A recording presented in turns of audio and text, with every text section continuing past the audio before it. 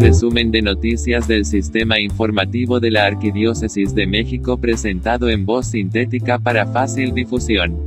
1. Arzobispo de Los Ángeles pondrá a los pies de la Virgen de Guadalupe peticiones de migrantes.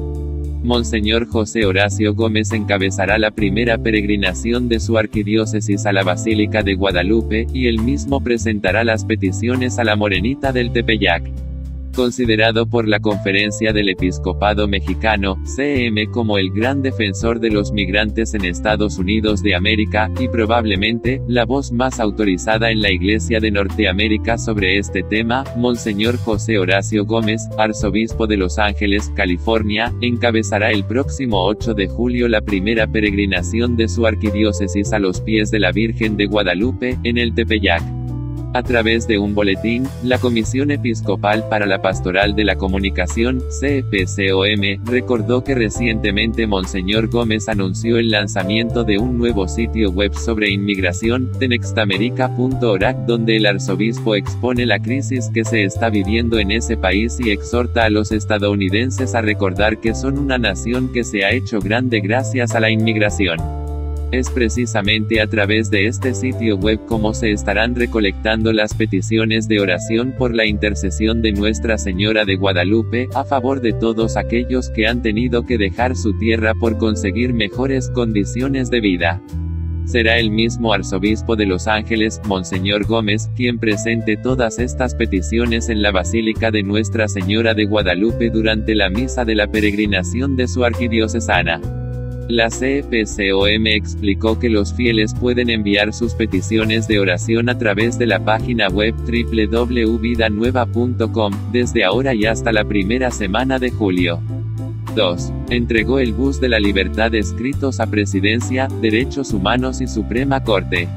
Pareciera, señor presidente, que algunos de sus secretarios han perdido el rumbo, y viven obsesionados con el sexo de los niños, señala el mensaje dirigido a Peña Nieto. Durante su recorrido por la Ciudad de México, el autobús de la libertad, promovido por la organización Pro Vida Citizengo, se dirigió, entre otros lugares, a la Presidencia de la República, a la Comisión Nacional de Derechos Humanos, CNDH, y a la Suprema Corte de Justicia de la Nación, instancias en las que, por iniciativa del presidente de Confamilia, Juan Dabdou Giacoman, fueron entregados sendos escritos para demandar a sus titulares que garanticen el derecho de los padres a educar a sus hijos de acuerdo con sus creencias y convicciones, y el derecho fundamental que tienen las familias a ser protegidas por el Estado, así como para exigir que en las escuelas se imparta una educación basada en la ciencia y en la razón, no en ideologías.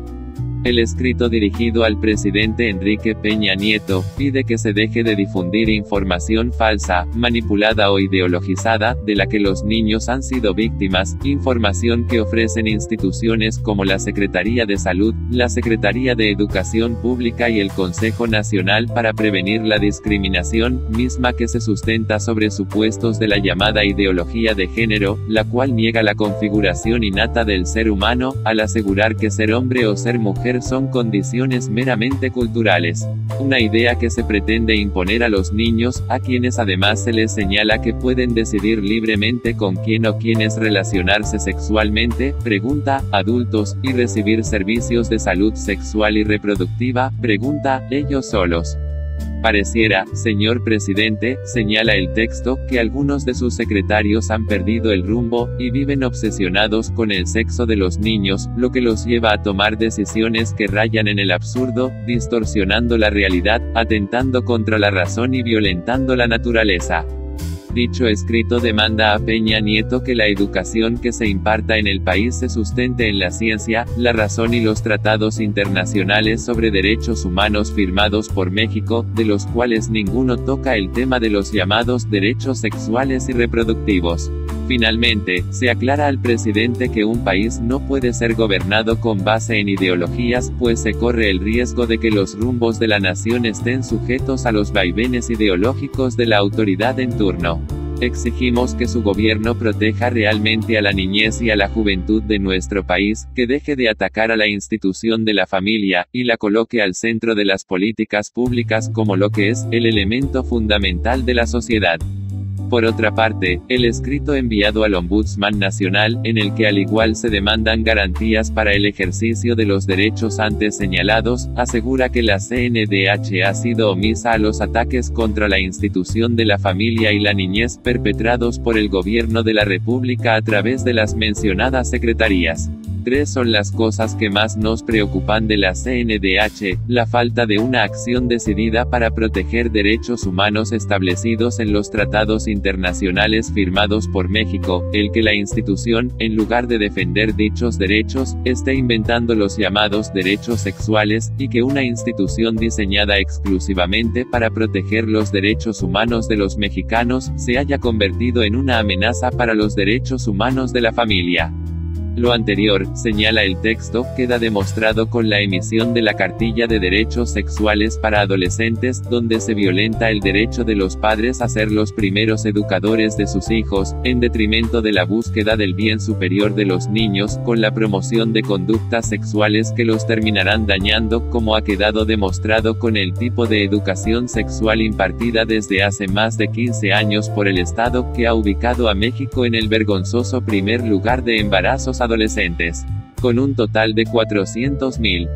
En cuanto al escrito dirigido al ministro presidente de la SCJN, Luis María Aguilar Morales, es esencialmente un reclamo en virtud de que este órgano colegiado pretende otorgar al Estado el derecho de educar a los niños en materia de sexualidad, arrebatándonos a los padres de familia ese derecho humano fundamental.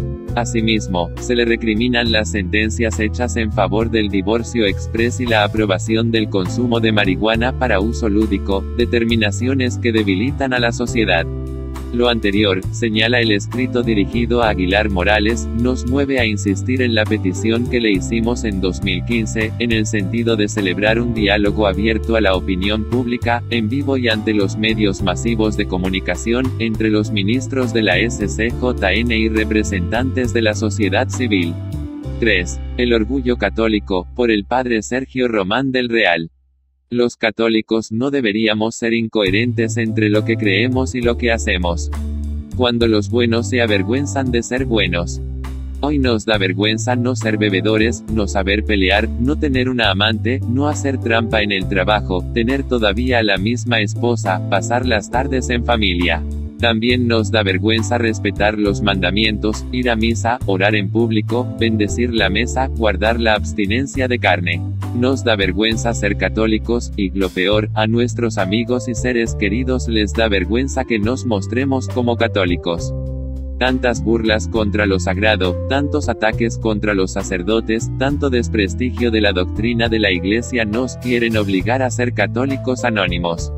Y son estos católicos anónimos los que obedecen las férreas consignas de sus partidos y votan en contra de su conciencia católica, imponiendo leyes que atentan contra los más sagrados mandamientos. Los católicos no deberíamos ser incoherentes entre lo que creemos y lo que hacemos. El orgullo de ser católico. Los católicos debemos valorar nuestra fe y mostrarnos orgullosos de lo que somos y creemos. Tenemos derecho a vivir y a actuar como católicos exigiendo el respeto de los que no lo son. Me siento orgulloso de ser católico. Por el bautismo y por mi práctica religiosa pertenezco a la Iglesia Católica Apostólica Romana. Creo y puedo demostrar que es la misma Iglesia y la única Iglesia fundada históricamente por el mismo Jesucristo. Creo y acepto que el Papa es el legítimo sucesor del apóstol Pedro a quien Jesús constituyó como cabeza de la Iglesia, y a él doy obediencia y fidelidad. Me siento orgulloso de mi historia, de mi tradición y de la riqueza cultural que el catolicismo ha aportado a mi mundo aunque éste trate de negarlo. No me avergüenzo del pasado histórico de mi Iglesia, y estoy seguro de que, de acuerdo con la época, su presencia ha sido siempre benéfica para la humanidad. Constato en cada momento que el Espíritu Santo sigue presente en mi Iglesia, enviándonos las personas necesarias en el momento necesario de nuestro caminar. Soy testigo de que la Iglesia sigue siendo santa y santificadora, y que promueve en sus fieles la respuesta generosa al llamado de Dios a la santidad. Estoy convencido de que mi Iglesia tiene para el mundo de hoy la buena noticia de Cristo para su verdadera liberación. Conocer para amar. Entre nosotros, los católicos, existe una gran ignorancia acerca de nuestra Iglesia que nos impide amarla, defenderla y extenderla. Por no saber nos aliamos con nuestros enemigos y, desde dentro, contribuimos en dañarla y hacer menos eficaz su acción evangelizadora. Los católicos que no tienen interés en conocer su religión son el enorme peso muerto que tiene que arrastrar la Iglesia en su caminar histórico. Como despertar el interés de los católicos que pertenecen a la Iglesia por inercia, tan solo porque sus padres los bautizaron. Una visión positiva de su Iglesia tiene que entrarles por los sentidos y por los sentimientos, aprovechando esas raras ocasiones en que se acercan a ella como institución. La Iglesia católica es la misma que fundó Jesús. Cuando vemos las imágenes de la Basílica de San Pedro en Roma y del actual Papa rodeado de sus cardenales, se nos hace difícil reconocer en él al humilde pescador al que Jesús eligió como piedra sobre la que edificaría su Iglesia. Casi 2000 años después, esta Iglesia, la organización religiosa más grande del mundo, sigue siendo aquella misma comunidad que Jesús quiso formar con sus discípulos y sus apóstoles. Somos su comunidad. Los apóstoles cumplieron y siguen cumpliendo el mandato de Jesús de ir a evangelizar a todas las naciones, bautizándolas y enseñándoles a vivir como Él nos enseñó. Los discípulos de Jesús siguen siendo testigos de su resurrección en todo el mundo. Dios sigue añadiendo a la comunidad a los que han de salvarse. Como hemos crecido. Hoy somos muchos, millones y millones por todo el mundo, pero seguimos siendo una sola Iglesia y al frente de ella sigue estando Jesús, presente en el Papa y en cada obispo. Los obispos, sucesores de los apóstoles, son los pastores al frente de las iglesias particulares que llamamos diócesis. Ellos las gobiernan con la colaboración muy cercana de los presbíteros y de los diáconos. Cada diócesis está compuesta por parroquias, al frente de las que el obispo ha puesto a un presbítero con el nombramiento de párroco. La parroquia es la expresión de la Iglesia más cercana a los fieles y en ella tratamos de vivir nuestra realidad de comunidad de salvación fundada por Cristo, perseverando en la enseñanza de los apóstoles, partiendo el pan con alegría, es decir, celebrando la Santa Misa, y viendo unos por otros en un espíritu de caridad cristiana. Yo soy católico, y estoy orgulloso de ello. 4. Porque algunos jóvenes se alejan de Dios por el Padre Juan Jesús Priego. Hay quien ha llegado a decir que más que una historia es un chiste, pero yo creo que es mucho más teológica que cómica. De cómo habló el jinete a su caballo y del miedo que aquel tenía. ¿Conoce usted la historia del hombre y su caballo, estimado amigo? Pero, es posible, dice que no la conoce usted. Hay quien ha llegado a decir que más que una historia es un chiste, pero yo creo que es mucho más teológica que cómica. Ahora bien, puesto que no la conoce, escúchela usted. Iba una vez un hombre montado en su caballo, pero como por esos días había llovido no poco en aquella comarca, el río estaba crecido. ¿Y qué iba a hacer el pobre jinete, puesto que necesitaba con urgencia llegar a la otra orilla? Pues sí, hizo lo que se le ocurrió, es decir, lo que no le quedaba más remedio que hacer, cruzar el río montado en su caballo. Y allá va el hombre, y allá va el caballo, dale que te dale, a paso lento, como en una procesión cuando se llevan los cirios. La corriente arrastraba con fuerza, pero ni uno ni otro se dejaban amedrentar. Hasta que a mitad del río, exactamente a mitad del río, el caballo sencillamente se detuvo. ¡Qué angustia y qué tragedia! El jinete echó mano de cuanto recurso estuvo a su alcance para hacerlo avanzar, picó espuela, atizó el fuete, soltó rienda, pero todo resultó inútil. El caballo, así como lo digo, se negaba a dar un paso más. Y allí se quedaron los dos, el jinete dando voces y el caballo haciendo como que no oía. ¿Y qué voces daba el hombre? Primero eran afectuosas. Arre caballito, arre. Pero luego se volvieron duras, hasta el punto de convertirse, finalmente, en palabrotas y maldiciones, caballo hijo de la tal por cual. Que el diablo te lleve. Y aún dijo otras cosas que, por decoro, señor, no le contaré. No obstante, el caballo seguía sin obedecer. Una mujer que veía la escena desde la orilla a la que se dirigía el jinete, profundamente escandalizada, se puso a gritar, diciendo: deje de maldecir a su caballo y mejor póngase a rezar, zoquete. Diga un Padre Nuestro para que Dios lo ayude y lo ponga a salvo de la corriente. Rezar. ¿Ha dicho usted rezar?, gritó el hombre desde donde estaba. ¿Cómo se le ocurre? ¿Y si el caballo, al escuchar mis oraciones, se arrodilla? Confiese, amigo, que, si es un chiste, no es del todo malo. Pero ya le he advertido a usted que es mucho más que un chiste. Porque así como este hombre tenía miedo de que su caballo se arrodillara, así existen hoy muchos poderes, por así llamarlos, que tienen pavor de que un día el ser humano vuelva a arrodillarse como hacía antes, es decir, en otras épocas, con entera naturalidad. ¿No se ha dado cuenta usted, amigo, que los hombres de hoy ya no saben realizar este magnífico gesto que, por lo demás, solo tiene sentido en relación con Dios? Arrodillarse ante otro hombre es cobardía, arrodillarse ante Dios, en cambio, es sencillamente adoración. Pero le decía, no permita usted que me ahogue en el río de mis palabras, se lo suplico, que existen en la actualidad muchos poderes que quieren impedir a toda costa que un día el hombre vuelva a arrodillarse. Se ha puesto a pensar, por ejemplo, lo que sucedería si los jóvenes comenzaran a hacerlo. Eso sería la catástrofe. ¿Quiere que me explique mejor? Lo haré con mucho gusto. Imagínese a usted a un muchacho que, tras escuchar un poco de música en su habitación, apaga la luz y se va a la cama. Este joven no está contribuyendo para nada a la prosperidad económica de la ciudad. ¿O qué es lo que consume? Un poco de electricidad, y eso es todo. Pero si, por el contrario, decide salir con sus amigos y pasar con ellos la velada, entonces todos los engranajes de la maquinaria comercial se pondrán a funcionar. Este joven, para decirlo ya, se tomará no una, sino 6 cervezas. Note usted que por alguna razón, he decidido no cargar las tintas demasiado, por lo tanto, pondrá a funcionar la industria cervecera. Luego se tomará unos cuantos tequilas, lo que equivale a decir que pondrá a funcionar también la industria tequilera. Fumará media cajetilla de cigarros con sus compañeros, hará pues, igualmente próspera a la industria tabacalera. Comerá varios puñados de papas fritas, es decir, contribuirá a la prosperidad de la industria botanera. Se trasladará a la fiesta en el auto de su padre, lo cual quiere decir que, de paso, también prosperará la industria petrolera. Y podría alargar la lista hasta el infinito. ¿Lo ve usted, estimado señor? Por eso es preciso, dicen estos poderes de los que le hablo, sacar a los jóvenes de sus cuartos e invitarlos a vivir, como dice la canción, la vida loca. ¿O es que hay algo de malo en que se diviertan? Y si el fin de semana comenzara el miércoles, sería mucho mejor. Aunque, de comenzar el martes, estaría perfecto. ¿Le parece absurdo lo que digo, amigo mío?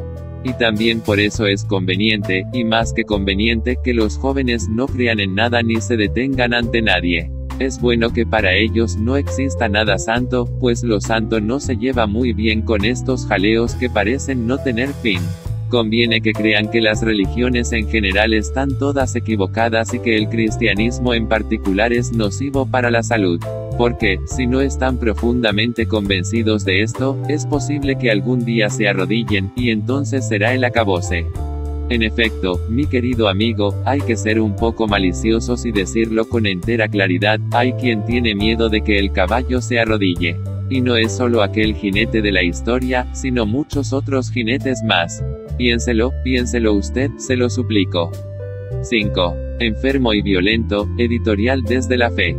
Las acciones de Estado han soslayado el fortalecimiento de la familia, coadyuvando a la generación de modelos extraños, dinamitando esta institución fundamental que en gran medida es una escuela de prevención de las adicciones.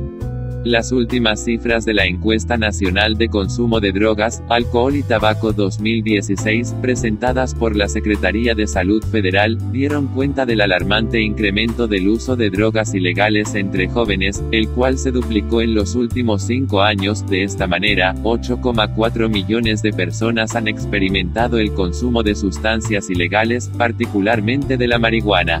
El informe destaca también cómo el abuso de drogas se agrava tanto en hombres como en mujeres.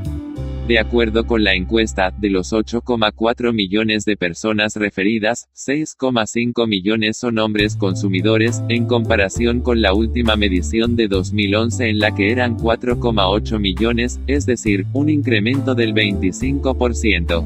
En cuanto a las mujeres, 1,9 millones han usado drogas, comparado con las 926.000 que se reportaron en 2011, elevándose la cifra hasta el 105%. Los jóvenes también registran altos índices. Los números que encienden las alarmas dicen que en 2016 hubo 888.800 jóvenes de 12 a 17 años que experimentaron con drogas. Entre las sustancias más populares están la marihuana, las anfetaminas, las metanfetaminas y el éxtasis, las últimas consideradas como sintéticas. El 19 de junio pasado fue publicado en el Diario Oficial de la Federación el decreto que reforma y adiciona diversas disposiciones del Código Penal Federal y la Ley General de Salud para el uso medicinal de la marihuana, primer paso de los defensores de la cannabis en su liberación total, a fin de impedir la penalización por el uso lúdico y consumo personal, permitiendo su cultivo y comercialización. Si bien esta aplicación médica exige los más estrictos controles para su administración en personas con enfermedades crónicas y terminales, México aún no está preparado para impedir que la corrupción e impunidad del comercio ilegal en el mercado negro hagan de esta beta un lucrativo negocio. Esta es una de las paradojas que demuestra cómo las soluciones políticas de este país, a pesar de las evidencias, consideran como mejor paliativo la legalización de drogas, abriendo las puertas a las adicciones para dejar descubiertos frentes importantes relacionados con la seguridad de millones de mexicanos, minimizando los riesgos y las potenciales afectaciones a la salud. Resulta revelador que el incremento de consumidores de drogas se da en un periodo sensible, cuando el número de muertes violentas se ha disparado durante esta administración, desde diciembre de 2012. Hay más de 90.000 muertos por la guerra contra el narcotráfico y al combate de la violencia.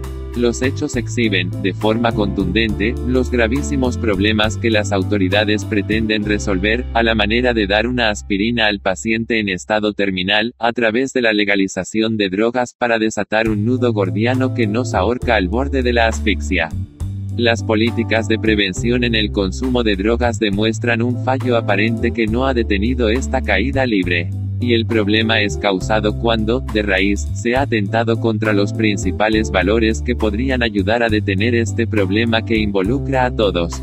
Las acciones de Estado han soslayado el fortalecimiento de la familia, coadyuvando a la generación de modelos extraños, dinamitando esta institución fundamental que en gran medida es una escuela de prevención de las adicciones. Mientras no haya eficaces directrices promovidas desde las instancias políticas responsables, el combate solo será traducido en medidas represivas y acciones legislativas que incrementarán el número de adictos que con el paso de los años, representarán un grave problema de salud y de asistencia social que no sabremos cómo resolver. En nuestro triste horizonte se asoma un país enfermo y violento. 6. El voluntariado que trabaja de manera gratuita y callada. Homilía del Cardenal Norberto Rivera el domingo, 2 de julio. 13º domingo del tiempo ordinario. Saber recibir, acoger, hospedar, debe ser una característica de la comunidad cristiana. Para despertar en nosotros esta sensibilidad, la liturgia nos ha presentado el pasaje de la Tsunamita y el profeta Eliseo, y San Mateo ha proclamado el discurso sobre la misión. Es más, entre la primera y tercera lectura hay una unidad literaria, lo que Jesús pide a sus discípulos: el que recibe a un profeta por ser profeta, recibirá recompensa de profeta. Lo realizan ya en el Antiguo Testamento una mujer distinguida de Sunem y su esposo, y no lo realizan de cualquier modo, sino con una finura extraordinaria, pues en una recámara fresca y limpia le preparan una cama, una mesa, una silla y una lámpara con el fin de que el profeta pueda descansar y meditar en silencio y así pueda seguir cumpliendo su itinerario misionero en nombre de Yahvé. En el discurso sobre la misión, podemos descubrir tres expresiones de ese recibir. En primer lugar, un saber recibir, apoyar, animar espontáneo y sencillo a las personas comprometidas en hacer el bien a los demás, no puede quedar sin recompensa. Hay una segunda manera de recibir que va más allá de la filantropía, de la ayuda social y que es movida por la convicción de que se sirve al mismo Cristo cuando se sirve al profeta, al justo y a los más necesitados, sin importar las características personales de estas personas en las cuales Cristo se hace presente. A esto se refiere el mismo Cristo cuando nos describe el juicio final: lo que han hecho con uno de estos, los más pequeños, conmigo lo han hecho. Finalmente hay un saber recibir en plenitud cuando se recibe, se acepta y se sigue al mismo Cristo con toda la radicalidad con que se describe comparándolo con el Padre, la Madre, los hijos y que lleva consigo el riesgo de dar la vida para ganarla. Dar significa estar vivo y ser rico. El que tiene mucho y no sabe dar no es rico, es una persona pequeña, impotente, empobrecida, por mucho que posea. En realidad, solo es rico quien es capaz de regalar algo de sí mismo a los demás. Todos necesitamos escuchar y recibir en lo más profundo de nuestros corazones la palabra de Jesús: no quedará sin recompensa ni un vaso de agua fresca que demos a los más pequeños y necesitados. En un mundo lleno de grupos enfrentados, partidos, guetos, sindicatos, clubes, razas, países y hasta iglesias y religiones, es importante la llamada evangélica a saber, recibir, acoger, hospedar a los demás. Acoger es abrir las puertas de nuestro hogar y de nuestros corazones, es escuchar y ofrecer una posibilidad de diálogo, es dar algo de nuestro tiempo, de nuestros bienes y de nosotros mismos. Muchas de las grandes obras que hacen posible nuestro país, y que nos enorgullecen como mexicanos, se realizan por personas que jamás aparecen en la televisión y cuyos nombres nadie airea en la radio o en la prensa. Son hombres y mujeres grandes porque su vida es una bendición en medio de esta sociedad. Ellos forman ese ejército pacífico del voluntariado que trabaja de manera gratuita y callada, en los miles de rincones de nuestro mundo, solo porque les nace del corazón estar junto a los que sufren, a los caídos, a los abandonados. Gloria Fuentes, con su ternura de mujer poeta, dice que el voluntario no ha pintado un cuadro, no ha hecho una escultura, no ha inventado una música, no ha escrito un poema, pero ha hecho una obra de arte con sus horas libres. Jesús piensa en un premio todavía más grande para todos ellos: yo les aseguro que no perderán su recompensa. Por muchas razones los cristianos defendemos a la familia, pero no basta con defender el valor de la familia sin más, porque la familia puede plasmarse de maneras muy diversas y hasta en contra del proyecto de Dios. Hay familias abiertas al servicio de la sociedad, y familias replegadas egoístamente sobre sí mismas. Familias que educan en el egoísmo, y familias que enseñan y viven la solidaridad. Por esto, la familia no es para Jesús algo absoluto e intocable. No es un ídolo. Hay algo que está por encima y es prioritario: el reino de Dios. Lo decisivo no es la familia de carne, sino esa gran familia que debemos construir entre todos bajo el reinado del mismo Padre.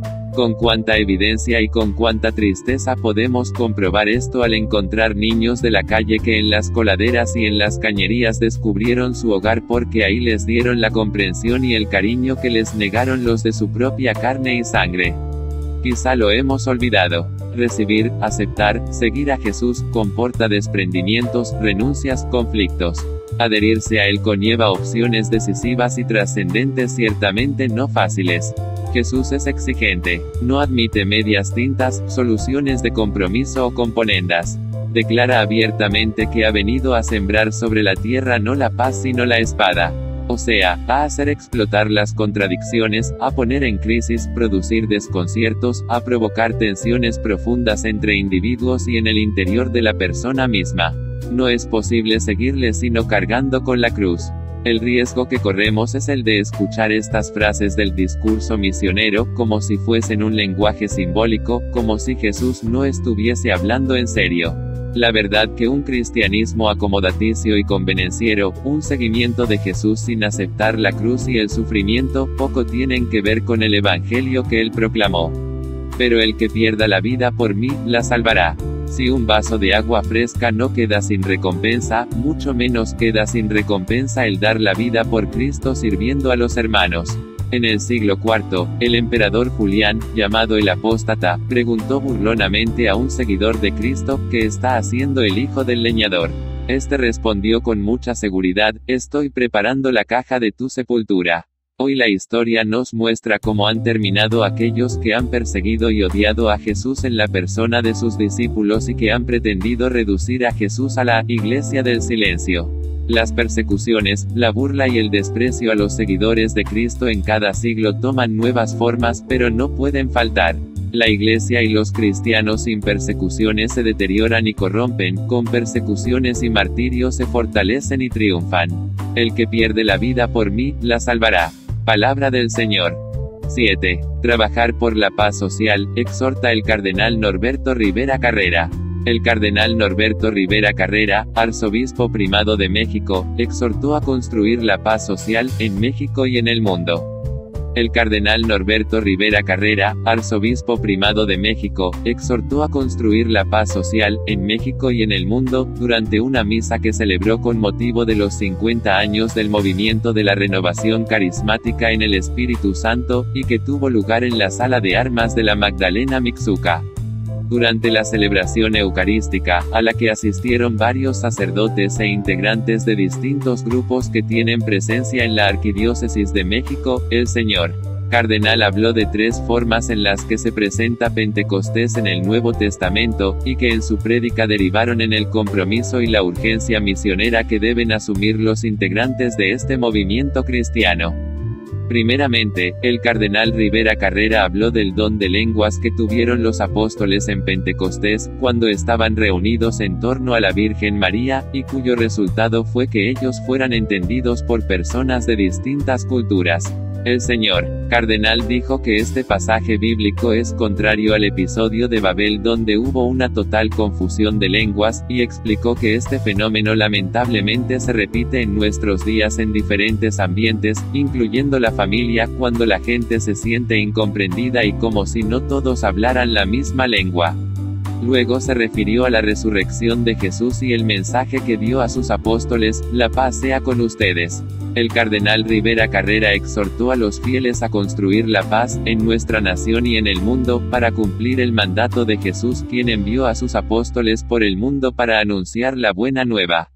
También habló de la generalizada falta del sentido del pecado que ocurre en nuestros días y señaló que si la gente no tiene el sentido de culpa por sus faltas, se suprime la necesidad de pedir perdón a Dios por los pecados. Finalmente, el cardenal Rivera Carrera habló de San Pablo y dijo que los dones del Espíritu Santo no eran únicamente para los apóstoles de Jesús sino para todos. Afirmó que la riqueza de la Iglesia se debe a que todos sus miembros reciben distintos dones del Espíritu Santo, pero que es necesario trabajar por la unidad en un mismo cuerpo, que es el cuerpo de Cristo, su Iglesia. El cardenal Rivera Carrera agradeció a todas las personas que desde hace medio siglo han promovido y hecho crecer al movimiento de renovación en el Espíritu Santo. 8. Pasionistas en México celebran 150 años de la canonización de San Pablo de la Cruz. La misión popular y la labor social siguen siendo las funciones primordiales de la congregación que lleva más de siglo y medio trabajando en el país. El próximo 29 de junio se cumplirán 150 años de que el Papa Pío IX llevó a cabo la canonización de San Pablo de la Cruz, quien, al ordenarse sacerdote, se retiró a la soledad y, guiado por divinas inspiraciones, fundó la Congregación de la Pasión de Jesucristo, mejor conocida como los Pasionistas, cuya principal encomienda hasta nuestros días es hacer memoria de la pasión y muerte de Cristo, por medio de la contemplación y la predicación. Sobre lo que significa la canonización del fundador de esta congregación, habla para Desde la Fe el P. Jesús Ubierna Alonso, encargado de la parroquia de la Pasión, perteneciente al primer decanato de la Vicaría Episcopal de la Arquidiócesis de México. El P. Jesús Ubierna refiere que los primeros pasionistas llegaron a México desde Roma en 1865, a petición del entonces obispo de Chiapas, quien, al percatarse de la necesidad de misioneros en la región, hizo la solicitud a los superiores de la congregación. Señala que entonces llegaron algunos a la entidad, quienes, 2 años más tarde, a la muerte del obispo, se fueron. Año y medio después arribaron otros directamente de Estados Unidos, y desde entonces hemos permanecido aquí, primero en Tepozotlán, posteriormente en la Ciudad de México, donde se instaló la primera casa en Tacuba, así como otra en Parque Lira, misma que fue expropiada durante la persecución religiosa. Se construyó también una casa más en Escandón, y hay otra en Toluca. Señala que hace 2 años la congregación celebró el 150 aniversario de la presencia de los pasionistas en México, y ahora ya ha comenzado a celebrar que se cumplirán 150 de la canonización de su fundador.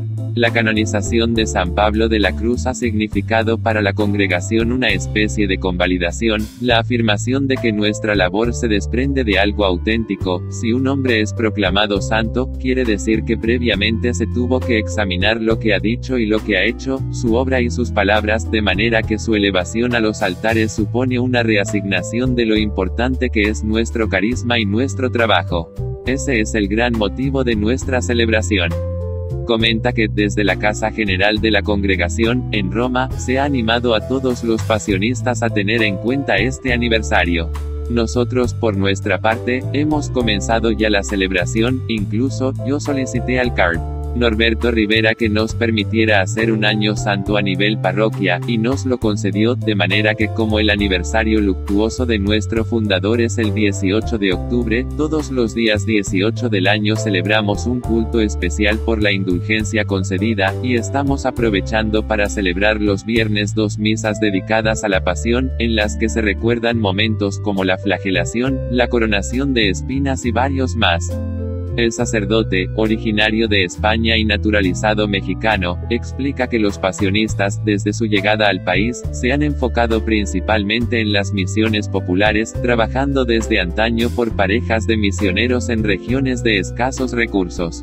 Es de esta manera que hemos tenido presencia en todo México. En muchos lugares que visitamos, aún vemos cruces en recuerdo de la Santa Misión, que fueron colocadas hace 40 o 50 años. Otra de nuestras prioridades es la labor social, que desempeñamos principalmente a través de la Asociación Internacional Amistad, Desarrollo y Cooperación, ADICO, que en nuestro país está constituida como asociación civil, y que nos permite contar, entre otras cosas, con un dispensario para personas necesitadas. Cabe decir que nuestros seminaristas, ahora que han terminado sus estudios de filosofía, han ocupado su periodo vacacional para apoyar una casa de acogida de migrantes ubicada por Tula, administrada por sacerdotes jesuitas. Las personas necesitadas han sido nuestra prioridad.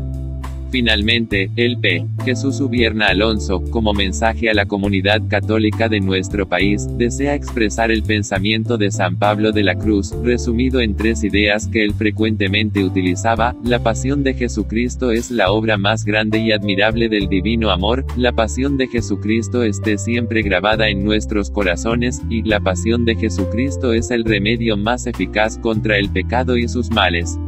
9. Caso Posadas, una historia de impunidad en México por Vida Nueva Digital.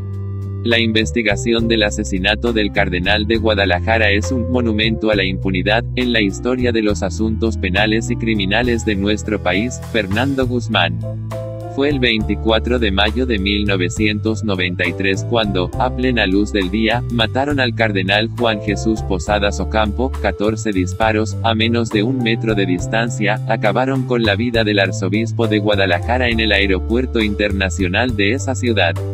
A poco menos de 1 año de que se cumpla 1/4 de siglo del trágico suceso, no hay una sentencia definitiva ni un supuesto autor material, mucho menos intelectual del crimen, afirmó el abogado Fernando Guzmán Pérez, coautor del libro La verdad os hará libres, no tengan miedo, sobre el caso Posadas.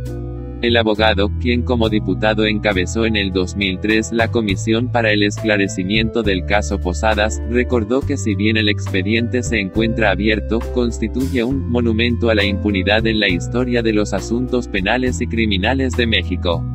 Pregunta: confusión. Guzmán Pérez recordó que la primera explicación de las autoridades apuntaba hacia un supuesto enfrentamiento entre las bandas criminales de los Arellano Félix con las de El Chapo Guzmán, y el cardenal Juan Jesús Posadas habría sido confundido, lo que provocó su muerte. Estuvo, decían, en el momento y lugar equivocados. Sin embargo, en el año 2009 el Tribunal Superior de Justicia de Jalisco anuló todas las sentencias que inculpaban como supuestos asesinos a miembros de las bandas del narcotráfico. Era tal la contradicción de elementos, situaciones totalmente irregulares, que todas esas sentencias fueron echadas abajo, y el Tribunal Superior ordenó la reposición total del procedimiento. Desde entonces, el asunto sigue en el Juzgado Penal de Jalisco sin que se haya dictado una sentencia, lo cual es muy grave, advirtió. Explicó que tras la primera hipótesis, los abogados del cardenal Juan Jesús Posadas pidieron a la Procuraduría General de la República, PGR, dejar abiertas otras líneas de investigación que con base en las contradicciones y elementos probatorios, apuntan más bien hacia un crimen de Estado. Sin embargo, lamentó Guzmán, esas investigaciones tampoco han desembocado en una nueva consignación, sino que se encuentran durmiendo el sueño de los justos. El expediente, de más de 100 tomos, está en manos de la PGR y sufre una inactividad procesal. Pregunta: ¿crimen de Estado?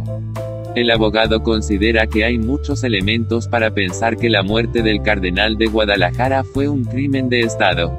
Por ejemplo, dijo, en 1999 se realizó una reconstrucción de los hechos con base en los expedientes, y en la que participó un grupo interinstitucional conformado por representantes del Estado de Jalisco, la PGR y, por parte de la Iglesia Católica, el cardenal Juan Sandoval Íñiguez y 2 obispos más. Después de 2 años de trabajo, el referido grupo llegó a la conclusión de que antes de la ejecución del cardenal Posadas no había habido ninguna balacera. El asunto empezó en el momento en que el coche del cardenal se detuvo dentro del estacionamiento del aeropuerto, y se le ejecutó a quemarropa mientras este se bajaba del auto. No hubo ningún enfrentamiento antes de eso, por lo tanto, no hay elementos para considerar que fue una confusión, dijo Guzmán. Una declaración, muy valiosa, continúa, es la de un amigo de la infancia del cardenal Posadas, quien lo visitó en Guadalajara pocos días antes de que fuera asesinado. El propio cardenal le contó que había asistido a una reunión en Los Pinos, donde presentó una queja contra la protección, desde las altas esferas del poder político, a los cárteles del narcotráfico y a la prostitución. El cardenal le explicó a su amigo que había sido expulsado violentamente de dicha reunión por José Córdoba Montoya, un hombre de toda la capacidad y decisión política en el sexenio del presidente Carlos Salinas de Gortari.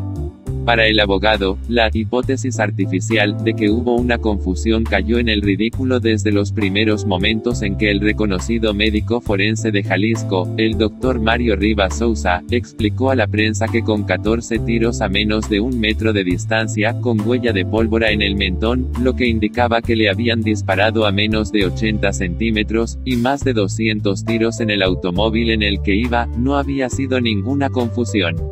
Desde el punto de vista del abogado Guzmán, el cardenal Posadas fue la víctima escogida por las denuncias evangélicas que venía haciendo, pues hay más de 40 sermones en los que hizo referencia a la situación del narcotráfico y a la protección de los cárteles desde el poder. También denunciaba que en la misma sociedad se venía deteriorando la ética y la moral por la situación del narcotráfico.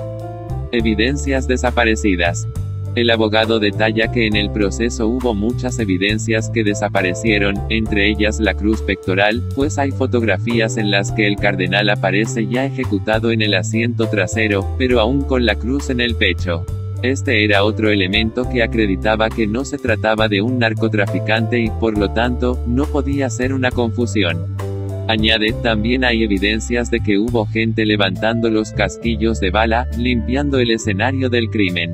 Los datos de los tickets de los automóviles que estaban en ese momento en el estacionamiento también desaparecieron, lo mismo que cientos de hojas del expediente.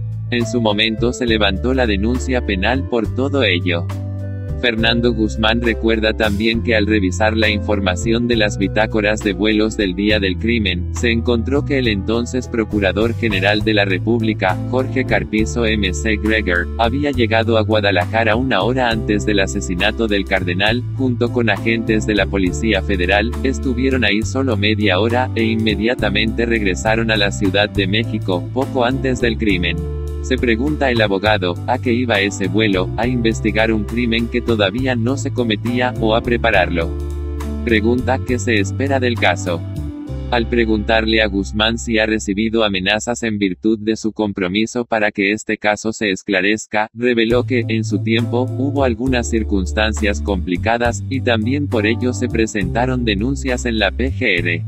Pregunta: ¿están dadas las condiciones para que el caso se esclarezca? No por el simple hecho de que no hay interés alguno de avanzar con las investigaciones. Pero la historia recogerá este negro capítulo como un monumento a la impunidad en México, y un grito que clama justicia. ¿Cómo pueden las personas aspirar a tener justicia cuando sufren violaciones, vejaciones, crímenes y asaltos, si ni siquiera un crimen de este alcance ha sido resuelto? El perdón de la Iglesia. El abogado señaló que ha habido interés por parte de los papas Juan Pablo II, Benedicto XVI, y ahora el Papa Francisco, de que el caso se aclare. Tiene información de los hechos, pero seguramente este caso, tan lamentable, quedará ahí en la historia de la impunidad. Agregó que la postura de la Iglesia en México es clara: necesita saber por qué mataron al cardenal y quiénes fueron los responsables. Solo así se puede perdonar. México está sediento de verdad y de justicia. Si algún día se resuelve el caso, sería un paso importante para alcanzar la reconciliación, la paz y la justicia. Fernando Guzmán Pérez concluyó que, a casi 25 años de este crimen, aún tenemos un país donde la violencia desbordada asoma por todos los rincones, más de 33 crímenes de sacerdotes en los últimos años, más de 30 homicidios de periodistas, ninguno de ellos aclarado, a pesar de que sobran fiscalías. Hay impunidad, hay violencia, hay inseguridad, hay narcotráfico y drogadicción, y toda esta situación que azota a México quizás se hubiera evitado si la denuncia que el cardenal Posadas presentó valientemente hace 24 años, sobre la protección a los narcotraficantes desde las altas esferas del poder, hubiera tenido eco. Hoy no tendríamos un cardenal asesinado, sino un México diferente. 10. Cuando se hace una buena selección, las vocaciones crecen. Por Monseñor Patrón Wong. En las vocaciones, la mayor parte la pone el Señor, quien toca el corazón de las personas, suscitando una vida discipular y misionera, y después las llama a servir a la comunidad cristiana. En las vocaciones, la mayor parte la pone el Señor, quien toca el corazón de las personas, suscitando una vida discipular y misionera, y después las llama a servir a la comunidad cristiana. Así piensa el obispo mexicano Mons. Jorge Carlos Patrón Wong, secretario para los seminarios Congregación Pontificia para el Clero, quien habla en entrevistas sobre los principales medios para el crecimiento de las vocaciones en cualquier iglesia particular. Las vocaciones no se pueden producir, continuó, pero sí se deben poner las condiciones para que la voz de Dios que llama, se haga audible, sea reconocida y bien interpretada. Espiritual juvenil campo fértil. Se refirió a la verdadera espiritualidad juvenil como el campo precioso para suscitar las vocaciones. Aseguró que todo joven que vive su fe, tarde o temprano se hará un cuestionamiento inaplazable: ¿qué debo hacer yo para corresponder a tanto don recibido? ¿Cómo puedo unirme más definitivamente a Cristo? ¿Cuáles son las necesidades de la comunidad a las que soy llamado a servir? Señaló que estas son preguntas que tienen a la vez un sentido profundamente personal y social, comunitario, espiritual y humano. Conviene observar que, desde su misma raíz, la vocación está marcada por la entrega gratuita y radical de sí mismo. La vocación puede surgir en cualquier edad, pero ocurre sobre todo en la adolescencia y la juventud. Una vez suscitada la vocación, se hace necesario acompañarla. Al principio, continuó Mons.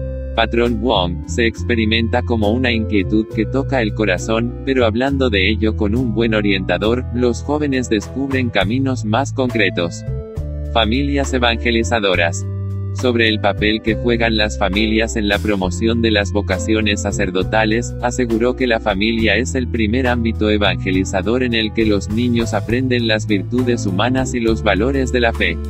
No obstante, añadió, si en la familia se encuentra la raíz de cada historia vocacional, esta no basta porque la vocación se descubre, especialmente durante la adolescencia y juventud, en ámbitos más amplios, como son los de la parroquia, la pastoral juvenil o un movimiento eclesial, aunque, la familia permanecerá siempre como un referente necesario. Sobre la misión de las familias en la actualidad, Mons. patrón Wong aseguró que esta tiene la misión de acompañar durante toda la vida a sus hijos que han sido llamados por Dios. Recordó que María fue quien permaneció al lado de Jesús al pie de la cruz, hasta el final, e incluso siguió acompañando a la comunidad de los discípulos. Esto ocurre con mucha frecuencia entre las familias de los sacerdotes y religiosos. Sus padres y sus hogares son un ámbito de referencia que acompaña, donde los lazos de la paternidad, la fraternidad y la filiación se amplían desde la fe. Trabajo en el campo. En relación con el papel que debe asumir la Iglesia en el fomento y cuidado de las vocaciones, el secretario para los seminarios de la Congregación Pontificia para el Clero desde el 2013, explicó que a los agricultores les lleva mucho más tiempo la siembra y el cuidado de las plantas que la cosecha. De modo similar, dijo, la pastoral de las vocaciones es más una tarea de siembra que de cosecha. Agregó, por ello, la pregunta fundamental no gira en torno al número de vocaciones, sino a la preparación del terreno, a la cuidadosa siembra y a la paciente y orante espera que exige la maduración de una persona y de un don del Espíritu Santo. Es una pastoral que se debe hacer en un clima de profunda confianza en Dios. Reconoció la labor de los animadores vocacionales que, desde el principio, realizan una tarea formativa que exige altos niveles de gratuidad y de generosidad, y recordó que el motivo para hacer pastoral vocacional es el bien de los jóvenes. Por último, señaló que la Iglesia también tiene la responsabilidad de seleccionar las vocaciones, garantizando que los jóvenes que ingresan al seminario o a una casa de formación realmente hayan sido llamados por Dios, y en esto conviene ser exigentes. Concluyó, la experiencia demuestra que cuando se hace una buena selección, las vocaciones perseveran más e incluso se multiplican. La clave fundamental para esta selección es que exista una auténtica disponibilidad para el humilde servicio, rasgo esencial de la identidad de Jesús y de la misión de sus discípulos. El que quiera ser grande entre ustedes, que sea su servidor, y el que quiera ser el primero sea esclavo de todos, a ejemplo del Hijo del Hombre, que no ha venido a que le sirvan, sino a servir y a dar su vida en rescate por todos. Mateo 20, 27, 28.